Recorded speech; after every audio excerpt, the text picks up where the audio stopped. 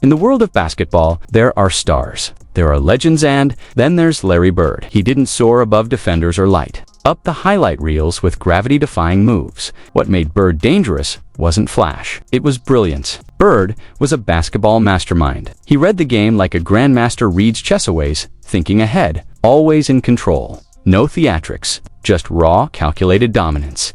He wasn't there to impress. He was there to win. Game on the line, Bird wanted the ball. He didn't just take the last shot, he expected it to go in. No-look passes, mid-air trash talk, buckets while staring defenders in the eye. His confidence wasn't arrogance.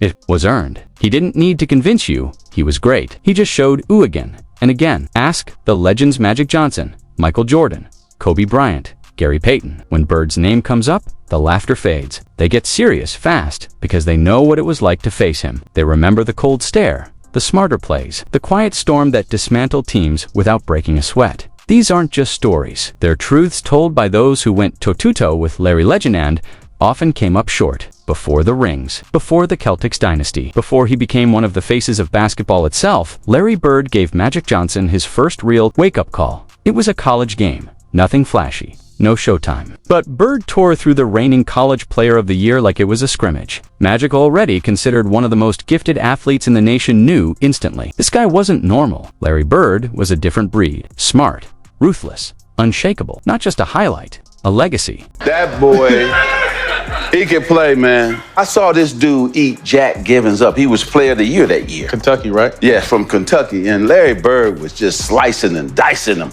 And I said, oh. yeah. And so that was my first time seeing him. And then to be out on the court with him in college for that national championship game. And then, of course, what happened in the NBA. But I would say that we got a chance to change the league. The NBA was on life support, half-empty arenas, low TV ratings. The finals weren't live. It was a league in decline. But everything changed the moment two players stepped onto the pro stage. Larry Bird in Boston, Magic Johnson in Los Angeles. Together, they flipped the script. Bird and Magic didn't just play basketball, they ignited it. Their rivalry lit a fire under the league. Two powerhouse franchises. Two completely different styles. One icy, calculated killer. One electric, showtime maestro. And every year, they clashed on the biggest stage, raising the intensity. The stakes and the NBA's relevance, but their rivalry wasn't built on hate. It was built on respect. Each one pushed the other to greatness. Bird sharpened Magic. Magic elevated Bird. And together, they dragged the league out of the shadows and into the spotlight of a global audience. Ask Magic Johnson today, and you won't hear cockiness or old-school trash talk. Just admiration. Because Magic knows no Larry, no Magic. Not in the way we remember. And without either of them, the NBA might never have become the worldwide giant it is now. And when Gary Payton speaks, people listen. The glove wasn't just a defender. He was the defender. A Hall of Famer. A fierce competitor who talked big and backed up every word. So when Payton brings up Larry Bird, unprompted, and says Bird doesn't get enough love in the GOAT conversation, that's not casual praise. That's a wake-up call. Those who played against Bird know what the world sometimes forgets. Larry wasn't just great, he was ice-cold, relentless, unstoppable. And the NBA, it owes a lot more to Larry Legend than people might think. Let me tell you something. People always talk about great basketball players, and they don't never mention him to be up in that round when they made the Magics, the Jordans, the Kobes and stuff like that. But Larry Bird was cold. I don't think nobody ever could get out with him. You ask Magic.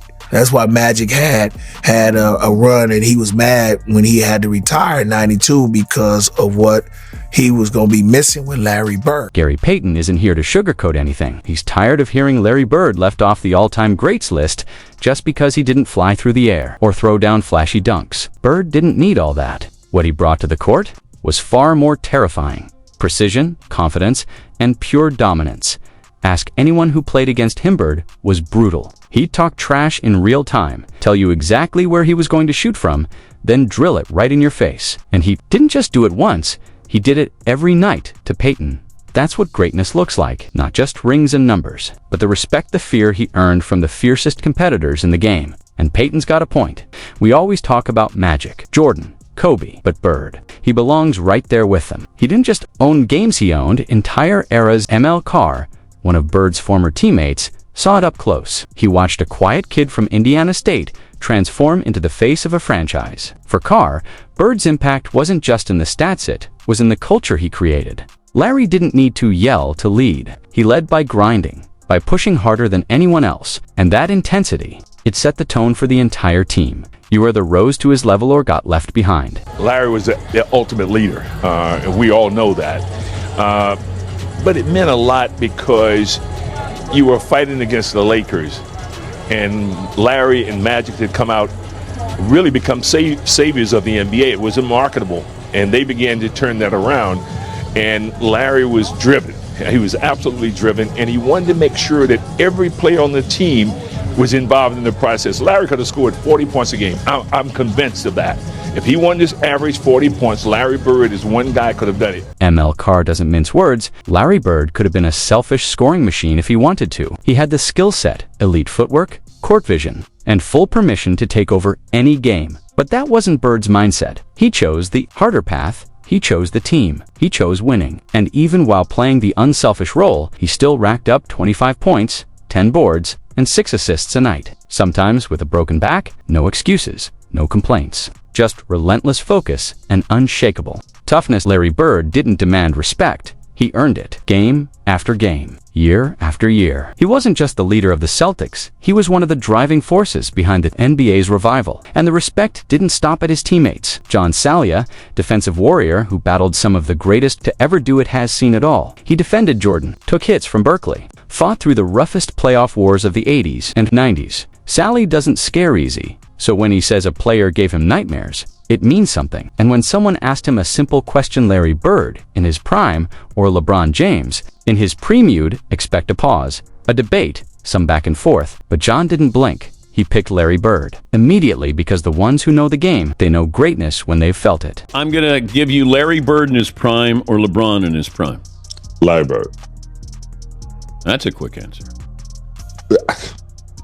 Do you remember? I know I have nightmares. Do you have nightmares?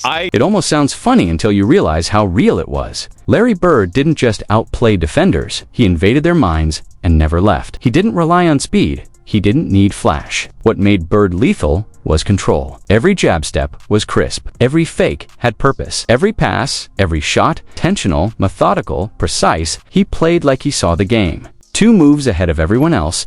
And just when you thought you were catching on, Bird would tell you exactly what he was about to do, then go out and do it anyway. John Sally didn't hear about it secondhand. He was there on the floor, trying to stop him. And the fact that Bird still lives rent-free in Sally's mind decades later, that says everything. That's not just talent, that's psychological warfare. Because guarding Larry Bird wasn't about quick feet or strong hands. It was about mental toughness. He wasn't just a matchup. He was a test. One most players failed. Even his teammates had to adjust. Just ask Danny Ainge, a laser-focused competitor and one of the sharpest shooters on that Boston squad. Learned fast that talent alone wouldn't cut it. Being on Bird's team meant stepping into a world of high expectations. You had to show up, lock in, deliver. Bird didn't scream or showboat to get his point across. He didn't have to. His presence alone raised the standard. You either kept up or you got left behind. I got to know Larry really well, but he was a great worker, a great teammate. He told me, like when he didn't think I was taking a good shot.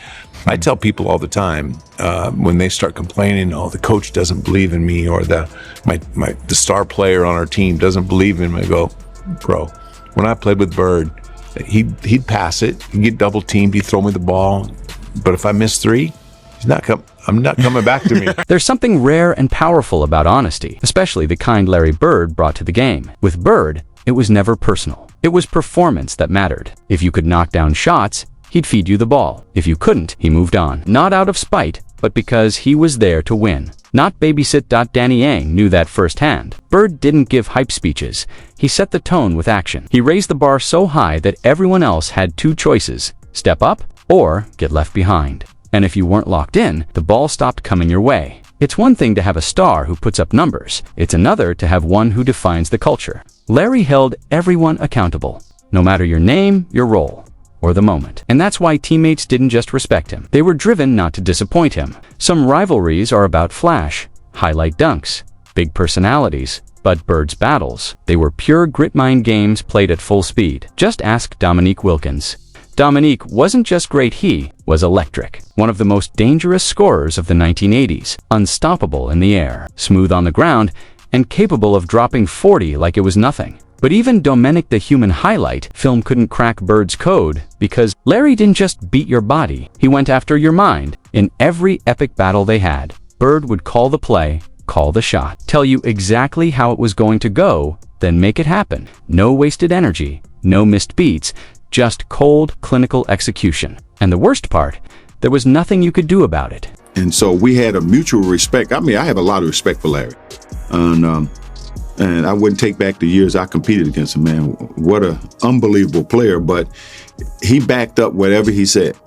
If he tell you going to hit a shot to certain place, or if he going to take you down to the post, turn around, hit a fadeaway J, he going to do just that, and ain't nothing you can do about it. Dominique Wilkins never backed down from a battle butt facing Larry Bird in 1988. That was next level, Game 7, Eastern Conference Semis. Fourth quarter, bucket for bucket, bucket Dominique, flying Bird, unfazed, no flex, no celebration, just execution. Bird didn't just play the moment, he owned it. And the craziest part, he'd tell you what he was about to do, then do it anyway. Fast forward, Sean Kemp enters the league. 6'10", explosive, unstoppable. He dunked on everyone. Nobody was safe but Larry. Larry humbled him, not with a shot, not with a shove. After the game, quietly, respectfully, no trash talk, just presence. Because Bird didn't just beat you, he made sure you never forgot it.